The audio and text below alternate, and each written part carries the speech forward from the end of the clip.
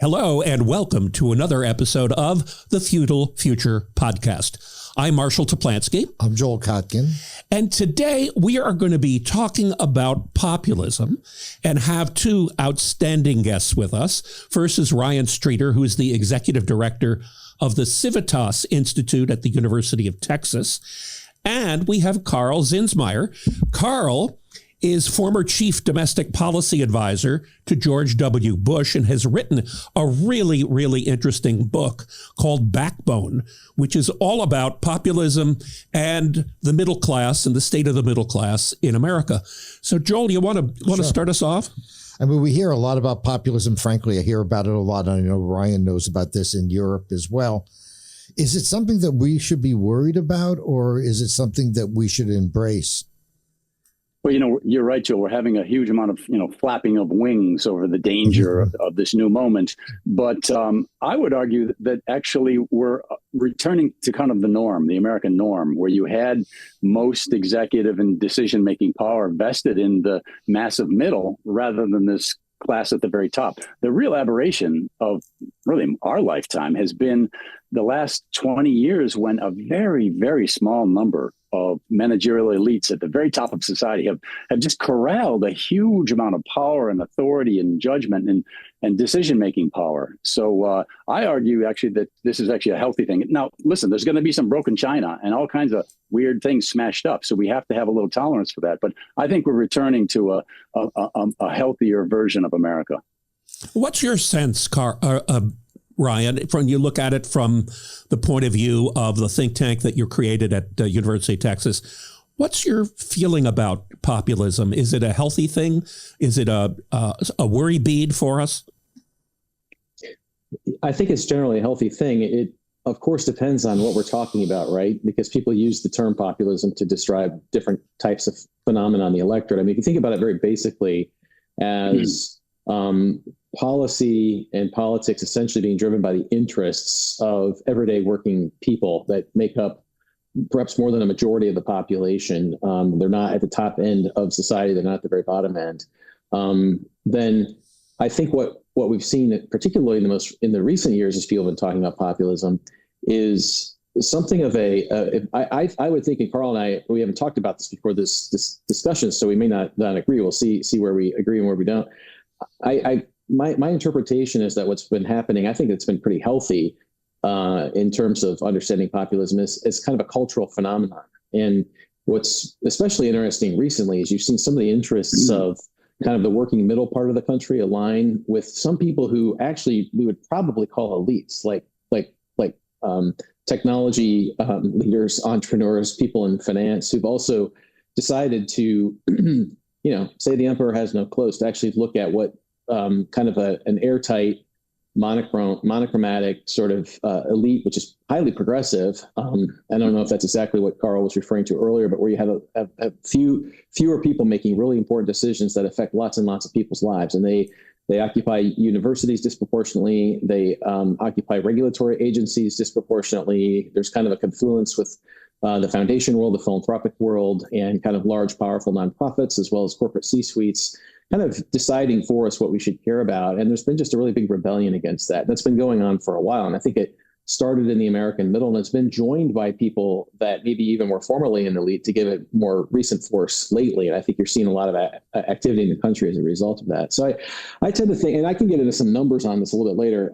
I'll just say this quickly and then hand it back over to you. I think from some of the survey work that I've done over the last few years, and did this mostly at the American Enterprise Institute before I came to the University of Texas, we had a definition of the working class that we used in our surveys, and we found that people were particularly animated by these cultural issues, feeling looked down on, feeling like they have to be instructed on how to think about gender, how to think about race, how to think about class, and they have to, and they were on the wrong side of all those definitions, and they reacted to it. What I think you see less of is support for a populist economic agenda. I don't see as much support for the kinds of things that we typically would associate with kind of working class and middle class economic agendas. We can talk about that more.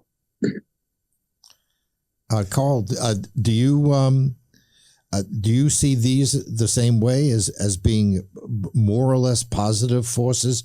And is there any way that we as in debate can affect how populism expresses itself? Because that's one of the things I thought Ryan was getting to, that, populism is a sentiment, but it expresses itself in different ways. Are there parts of that expression we should encourage and parts of that expression we should discourage? Well, that's interesting, Joel. My argument would be we really don't need to manipulate or encourage or discourage anything. That populism is just this innate force in our country that goes way back. I mean, one of the points in Backbone, my new book, is to illustrate how broad and deep the wisdom and sense of fairness and good judgment you find across the American population.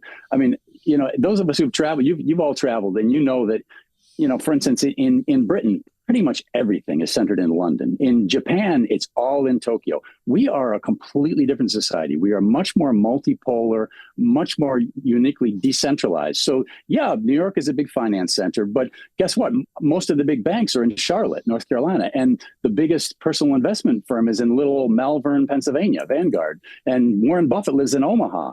And that's true in sector after sector after sector. I was just looking at some art stuff, and some of the best museums in this country have nothing to do with New York or Chicago.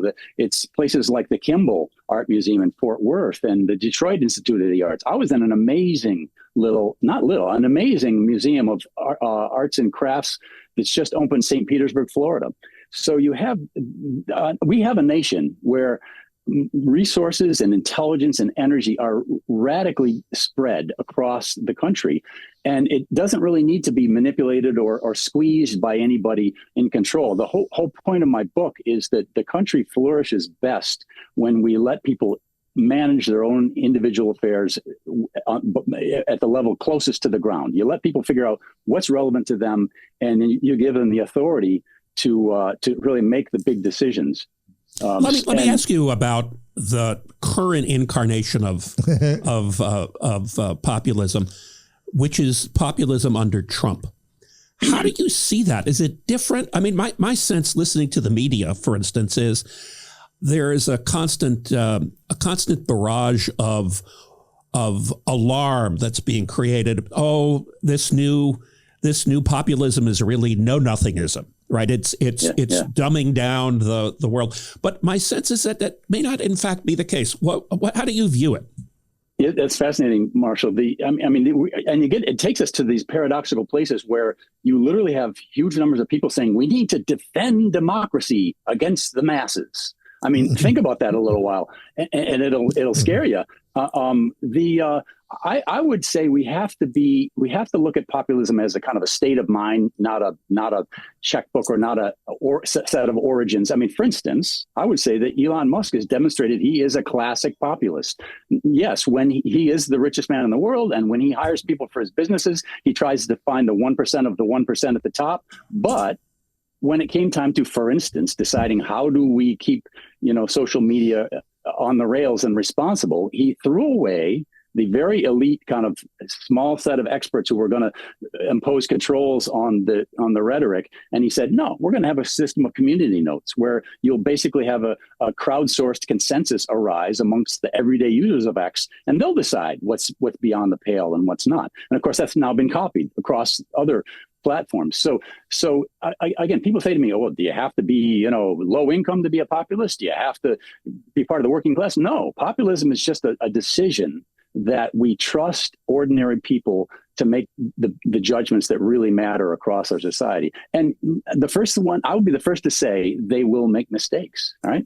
Ordinary people are not saints. They don't have perfect judgment. But the beauty of populism is that the errors cancel. You get people at one extreme and the other kind of making the mistake. And the mass consensus in the middle tends to be very wise. You probably all know this famous example from history where one of the eminent English statisticians named Francis Dalton was at a county fair, and they had a contest where you judge the weight of an ox, and you put your guess on a piece of paper and drop it in the pickle jar, and then they draw it out later. And the average, Dalton was interested, so he said, in addition to giving your 10-pound prize to whoever came closest, I want the results of that pickle jar. So he took them home, and he figured out that those hundreds of guesses were within like a pound and a half of what the ox actually weighed.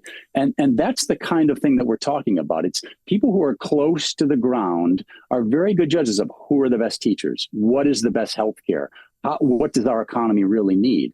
Again, not because they're savants or they're perfect and educated people are evil, but just that's the way the world works. Yeah, so if we're in a world of crowdsourcing, which is what you're describing, and I'm a big data guy, so I totally get it. The question becomes, there are two issues. One is, will we always revert to the mean and end up creating mediocre by average, by definition, average results? And how do you plan for black swans? How do you plan for exceptional situations that might arise or exceptionalism to be able to outperform the mean? Are we vulnerable with populism to that? Well, you clearly always will need a class of expert manipulators. I was talking to Orrin Cass the other day, and we talked about the financial meltdown while I was in the White House, and that's not the kind of thing you just hand off to people to vote on and then on X and then make decisions. We were very lucky that Ben Bernanke, who was one of the world experts on that kind of a meltdown, was in a position to exert some influence. So there's obviously going to be a place for expertise. I'm not an obscurantist who doesn't think that we need education or we need good ideas, but at some point you gotta make a decision. You've got to cut the bread loaf. And when that is done, I think it's really important we don't privilege those that expert class, because their track record is terrible. I mean, as recently as COVID, you look back, who was right and who was wrong about the fundamental questions behind COVID? Where did the virus come from? Was it possible to suppress a respiratory virus with things like masks and social distancing? Are the vaccines going to make nobody get sick? Everybody who took the vaccine still got sick. Now, again, there's still arguments in favor of a vaccine. There's still arguments out there, but the expert class has not acquitted itself at all well in the last 20 years. I want to ask Ryan, because we talked about this in Texas recently. What is the downside of this move, and where does it take on a more malevolent character? Yeah, it's a good question. I mean, I think, I'll come to that, but I also want to just, because of what Karl said, just kind of springboard us on a point that I think is worth making, which is relevant then to the question you just asked me, which is the way that populism expresses itself, not just through working class voters, but also through Main Street shop owners or business owners that are independent, who actually on paper are pretty wealthy, but they're still very heartland types, right? And I think that's the kind of populism that we haven't done a very good job of articulating in our politics. Certainly when it comes to coalition formation, we haven't done a very good job of identifying those features. And one thing that I found in survey work that we've done is what those people have in common. If you're like a business owner, started small, maybe you have 10 employees, you're actually doing really well, you're paying them all, and you're actually amassing a decent amount of household wealth.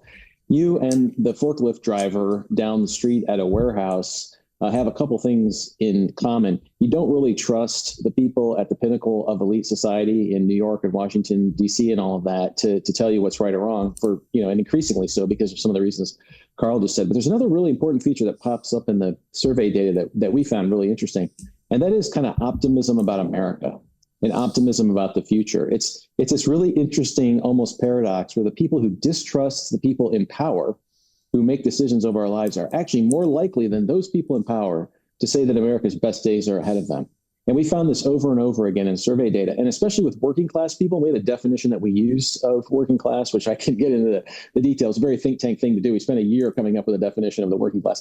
But the way that this data reflected my own working class family and friends back in the Heartland, the Midwest where I'm from, is when you ask them, is your life going to be better or worse in 5 years? They would say better. You ask someone with multiple graduate degrees who's progressive, and they're going to say it's going to be worse, and America's best days are over. And we also found that highly educated Trump voters at the end of Trump's first term also were more pessimistic than working class voters. So even it was like the more education you have, the more time you spend reading news, the more apocalyptic you get. And the more you're triggered by what we consider the culture war issues, whether it's renaming statues or how you think about whatever, the hot button issues, whereas working class people, small shop owners, who we kind of think of as the heart and soul of populism, are more optimistic about the future and more optimistic about their own lives, which I think is just really interesting. And that's something that we could talk more about. I think to get back to your question, Joe, I think the more malevolent or the downsides of this particular movement is taking pages out of the playbook of grievance politics, which I would say progressive elites have used probably more effectively than anybody, and turning populist politics into that. So where grievance becomes a lever of power rather than some more, I guess, noble policy goal, whatever that might be. Because I think the main thing here is to try to free up people in the heartland to be able to build, make, and do more good things. A lot of them don't have the resources to overcome what the regulators put on them, whereas as people in large corporations have all the legal help that they need. And so I think putting the boot on this particular population kind of economically is a real problem, and they should be able to build, make, and grow more things. And we should have an agenda that talks about those things, because we found even in our own, if you just talk with people, as Karl goes around the country doing, you see this. And if you ask them the questions and surveys, you also see the same thing. That's kind of what they want. They want to be freer. They don't necessarily want people to give them things. And so I think when grievance leads to power, that can always bring with it certain dangers. Karl, I'd love to get your take on this. One of the things, just to follow up on Ryan's point, we see in the research that we do a sense of disconnection from community and lack of civic engagement, lack of civic pride that comes from that engagement.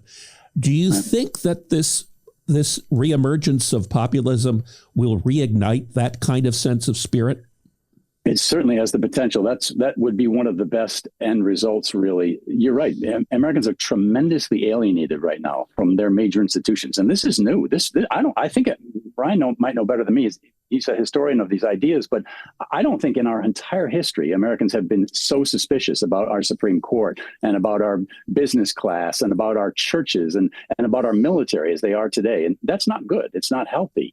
But I would say that that's not a function of too much rabble-rousing populism. That's a function of really dysfunctional management from above. Top down. Mm-hmm. Top down. And people have intelligently recognized how awful it has been. And those elites at the top, as Ryan was just saying, are extremely cynical in a lot of ways. They talk about freedom and democracy and fairness and wealth, but they really are in many cases hoarding power. And it's interesting. Our founders did a really intensive study of this. You read Madison and Jefferson. They went back and they studied from the Venetian Republic to the Greeks and the Romans, and they said, what are the real risks and the dangers of tipping point dangers in a society? And they consistently came to the conclusion it's when a group of very smart people get a hold of the levers of power. It's not that they're not smart. It's not even that they're not well-intentioned, but it's dangerous when that small group of people gets a hold of the levers of power. So our founders were very adamant to resist that and to work against that and to try to make sure that you didn't have that monopolization. It's one of the wisest things that they really did, and something we really need to return to. I would think that the demise of the Chevron deference was one of the harbingers of populism coming back in. The notion that no, federal agencies don't really know everything and don't have the right to tell you, to boss you around that was a harbinger, right? It was. And, there's another aspect of this. Apart from the apocalyptic dangers, I'd like to kind of remind everybody that there's another horrible danger on the course we were on, which was, what would you call it? Kind of just stultification. We were suffocating as a society. Ryan and I worked together in the White House, and I'm now putting together a little reflection on my time in the West Wing. And it's kind of been startling to remind myself how many times we were told, oh, you can't possibly do that. That's just, that's nothing that ever happens. That's beyond the pale. You can't, speed up the process of GPS air traffic control. There's just too many obstacles in the way. You can't clean up the awful system of paper records at the VA and the Department of Defense and get electronic records. That's just too hard. You can't possibly straighten out the system of Native American land ownership in the West. It's just too fragmented. Leave it alone. And there was just this horrible situation where we were suffocating in the conventional wisdom and the existing ways of doing things. And we've seen that a lot of those excuses don't have to be respected. We've had an enormous amount of things smashed up in the last few weeks. And I don't want to be glib. There's going to be downsides to that too. But one of the things that's most encouraging to me is we're getting away from this era of all the things that can't be done instead of thinking about the things that can be done. I mean, part of it was just mental. I really, for the last 20 years, have been depressed that when you sit down with most politicians or you talk to people who think about political philosophy, I always felt like a tape recorder went off in the back of their heads and they would start spouting all this conventional blah, blah, blah, blah, blah. And there was really very new, fresh thinking, very new ideas of innovating, never mind buying Greenland, but even far short of that, there were just no openness to the idea that we don't have to just accept the course we're on. We can control our own destinies. So I think this is a massively encouraging and very, very positive development. Yeah, I think for one of the first times, and I share Karl's sentiments about this. I mean, he said stultification, and I guess I've talked quite a bit in recent years just about stagnation, but stagnation not just as an economic concept where your GDP is slowing down or whatever, but that where people just are not willing or able to try out new things because there's all kinds of reasons not to. And sometimes it's just too hard and you just kind of accept that. And I think what's been interesting is, like, for the first time in a long time, just saying that $10 billion is a rounding error is not acceptable anymore. We would hear this in Washington. You're like, well, I mean, USAID, I mean, at the end of the day, it's 0.0001% of the budget or whatever. It's like, it's really not a big deal. But, to people in the country, $10 billion is not a rounding error. And the idea that we ought to be worried about that. So it's a funny thing you should say that. I was, as you know, I'm a business school professor, right? I'm a professor of innovation. And so we were having a meeting of other business school professors the other day. And many of us are not academics, right? Most of us, in fact, are executives that have come out of business or started businesses. So one of the professors said, if you go into a company that's hurting and you say, let's cut expenses by 10%, what you're going to get is incrementalism kind of answers. If you say, we need to cut the business model, the business expense base by 25% or 30%, suddenly you have disruptive innovation. Suddenly new things that people hadn't thought about before or hadn't been able to vocalize before come to the fore. And I'm just wondering whether you look at it through that lens. Does that ring true to you? Oh, it does to me, certainly. Again, in looking back to my notes on my White House years, some of it is just like startling. For instance, I remembered that the last year when I left the White House, the total federal spending in total was under $3 trillion. Today, it's at $7.3 trillion. And we weren't exactly scraping along in 2009 when I left. So there's just been this massive explosion. What is it? That's up 2.5 times growth. And meanwhile, the CPI went up. Inflation went up, about 50% in that same period. So there's just been this huge bloating of the federal government. And back to this question of, is populism dangerous? Is it going to imperil us? Is it going to throw people out on the streets? There's no reason to think that has to happen because we have so much built-in inefficiency and dreadful incompetence that if you can even incrementally reduce that, there's still plenty of room for a good life. And some of this is just criminal. I mean, I don't know if our listeners are aware that the Pentagon, for instance, is audited every year to make sure they know where their money's going. Well, guess what, folks? The Pentagon has failed that audit for the last 7 years. I don't mean 1 year, 2 years in a row. Maybe you could say it takes a while to get your act together. You fail your audit 7 years in a row, somebody ought to go to jail. And failing an audit for what, just to explain to people what that actually means. Failing an audit of that kind means they don't know where the money is. It's not a question of, did somebody steal it or whatever. Their systems are so bad that they can't track it. That's absolutely criminal. Yep. And again, Ryan and I saw this time and time again. I'll never forget, we were in the middle of trying to fix a huge problem in the student loan business. And at one point I said, I asked somebody at the Department of Education to run a series of numbers for us. And the word I got back was, oh, the guy who does that ate a bad chicken sandwich and he's out for a day. I said, well, great. Get his deputy to do it. Get somebody else to run it. Oh, no. He's the only guy who knows how to run this legacy system, which has, green cathode ray tubes and vacuum tubes in the back. Cobalt. The amount of stuff in the federal government where that's true. I mean, Musk was talking 2 days ago about how the federal retirement system is run on paper with rubber bands and paper clips. There's no digitization of the records. I'd like to say that these are exaggerations or that this is just kind of, crazy right-wing propaganda. But I can tell you from the inside, as well as as a journalist from the outside, this is kind of the norm for the way our government works today. Yeah, and I think that what's interesting about what's happening is it's exposing that. So these rounding errors that people in Washington say are small actually sound big to people, and they care.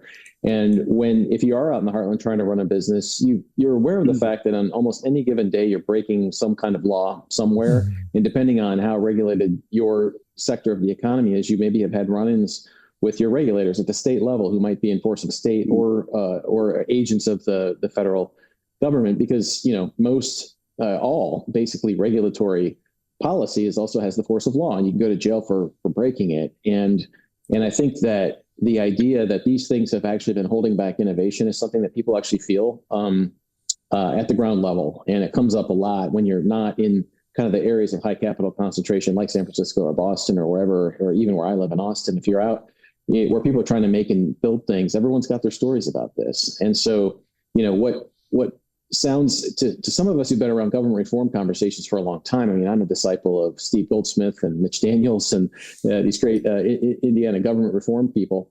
I remember when Al Gore was reinventing government. I mean, we've had these efforts time and time again, but this time there's a kind of an urgency about what's happening in these efforts, because people see the direct connection to their lives. It's not just the gold-plated $7,000 toilet seats that we read about 20 years ago or whatever. These are actual rules that affect the business I'm trying to run or the one that I work in. And I'm glad that someone's trying to roll back the curtain so we can actually see what's going on in the minds of the people whose job it is to tell me that I'm doing my job wrong. Let me add something to that. I've described this system that you discover as soon as you get into government, which is that you can't possibly do that. That's not made here. We've never done it that way. And this very, very stultifying kind of orthodoxy that you quickly run into. Well, it's particularly depressing to be a conservative in that world, because conservatives are devoted to the idea that you don't just throw things away and burn them down. You incrementally improve and you evolve.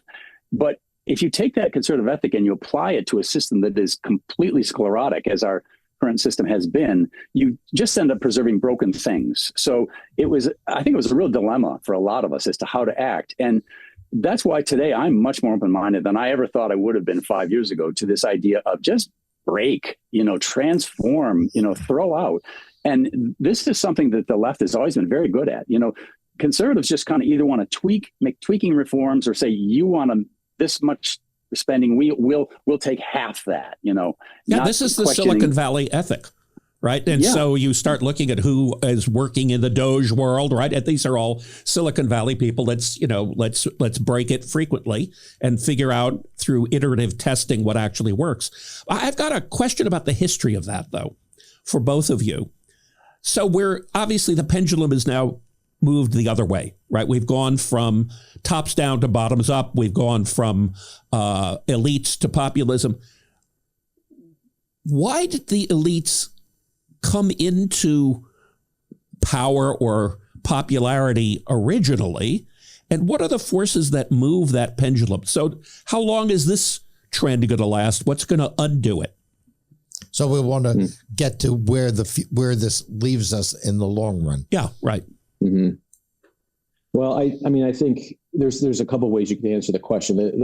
The historical arc that comes to my mind first and foremost is that there's a long trend line going back to schools of thought that originated even outside of our own country, that structural that we understand society through structural forces, and that human agency gets discounted in a world where structural force is where the real problems are. And I think for people that have been able to occupy the commanding heights of the American society, to use that expression, whether it's universities or the top of government, the media, philanthropy, certain types of companies, if you can persuade enough people in those places that there are forces at work that average Americans can't overcome on their own, then you need people in positions of power to confront those forces. And once you make that argument successfully, and you do it on issues, whether it's race, whether it's gender, whether it's climate, these sorts of things, you basically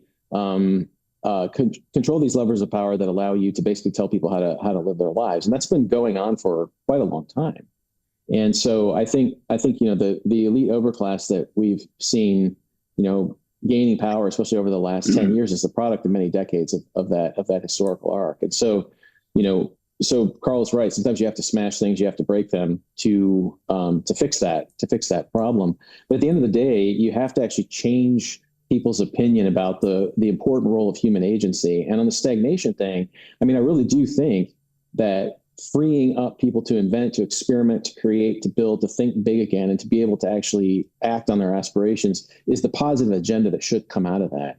And if you can't persuade enough people that human agency still really matters and that it's actually possible to build and make a really great life for yourself in this country, if you can't persuade enough people in positions of power that that's actually the case, then we might swing back into this position. We might just have a different set of elites trying to control people's lives. I think that's a really important thing, that human agency matters, and it has to matter to enough people to be a policy kind of agenda item. So that would be my hope with the Doge efforts and others, is that instead of just getting rid of employees and getting rid of rules and shrinking spending and all that stuff, that there'd be certain sectors, at least of the economy, that they'd be able to focus on. But that's the goal, is to actually free up more people in more places to build, make, and create more good things. And that requires some constructive vision. And that could really, if you do it in a couple of areas of the economy that are really important, whether it's energy, whether it's patent reform or whatever, you could actually do something that really helped change things kind of for the long term. Karl, what's your sense? That's why I wrote this book. That's why I wrote Backbone, which is that I wanted to illustrate the fact that this handoff of power from elites to everyday people is not just a favor we do or something that, we feel morally bound toward, that it will work, that it will cause us to thrive, that it will cause really good things to happen. So I wanted to illustrate that by actually profiling sort of real people out in real cities across the country, making decisions that are very, very empirically, helpful. And it's not hard. It really wasn't hard at all for me to just pull together a million examples. So I think there's a really, a positive end result if we do make these hard decisions. However, I think it's going to be incredibly hard to keep elites out of the kitchen. Let me say that as angry and distrustful as I am over the people that have manipulated us for the last generation, I am a huge admirer. These are extremely smart people. They have tremendous energy. They're devoted to their work. And unlike, ordinary people who are very busy raising kids and getting to their job site and going to church, most of this elite class is really focused on activism, on manipulation, on symbolic, interpretation of the world. They have skills and time and money and networking connections and credentials and degrees that make them very formidable.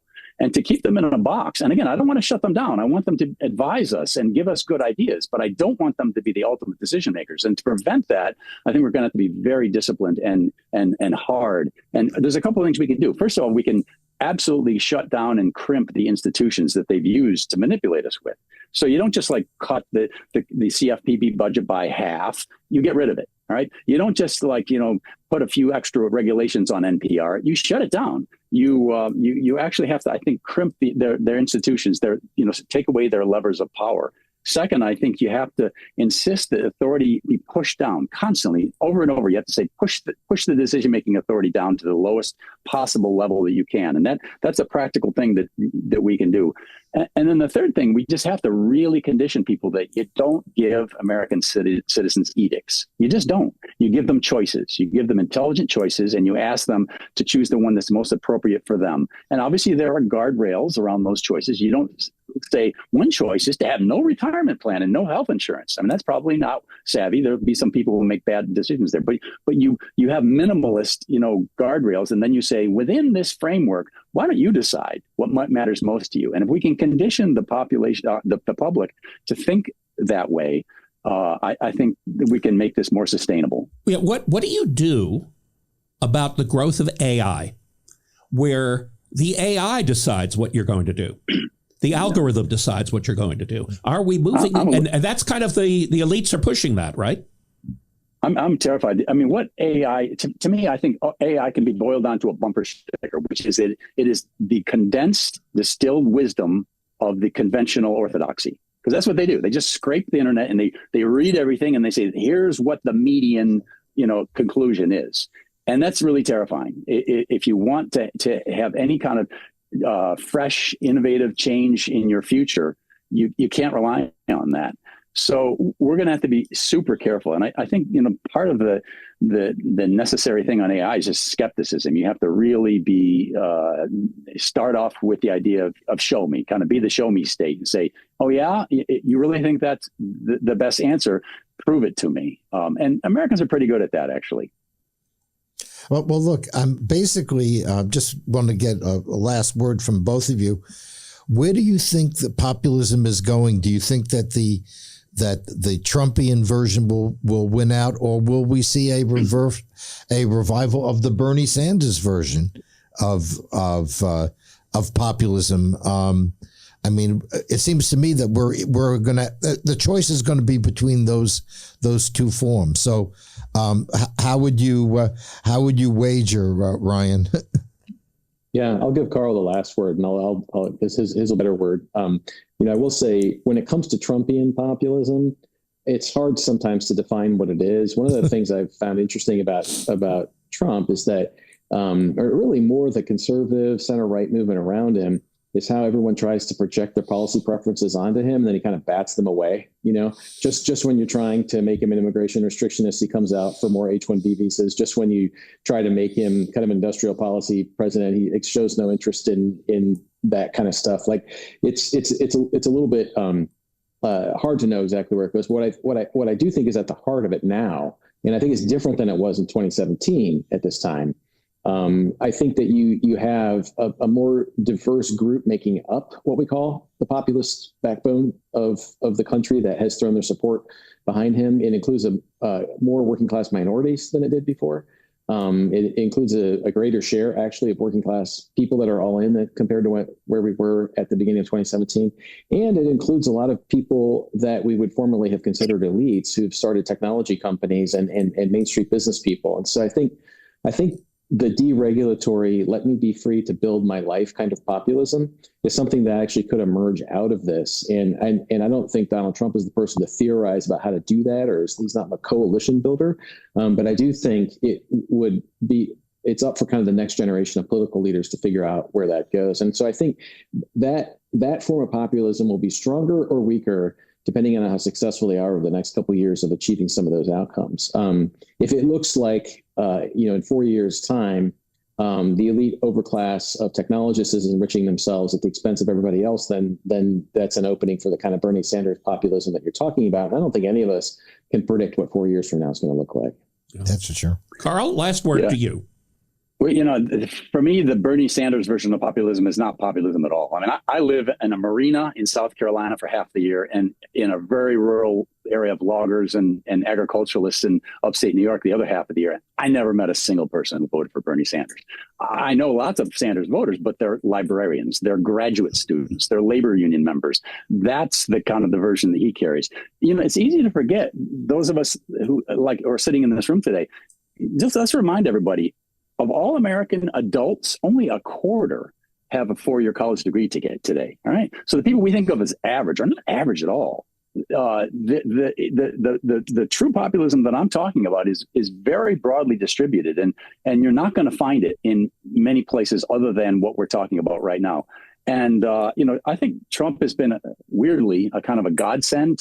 He's the bull in the china shop that we really needed to get the clogged arteries opened up. But it's not sustainable. You can't function the way he is in the long run. So we just got to hope and pray that a DeSantis or a Vance or somebody else comes along who is able to administer this new system and not lose some of his magical kind of insights, which is that sometimes you don't just tweak, you destroy. Sometimes, you don't just withdraw and start your own alternative culture. You actually delegitimize the problems in the existing culture. So those are kind of more warlike approaches that Trump has, I think, taught us all. And I think we can keep those alive in an era where the commander in chief has a little more prudence and a little more temperance and a little bit more gentleness, and maybe have the best of both worlds. Well, gentlemen, thank you so much for really an enlightening discussion. Yes. This is looking not only at the short-term issues, but the long-term prospects for the country. And we really appreciate your perspective, and we appreciate your being guests on the Feudal Future podcast. Pleasure to be here. Thank you. The future.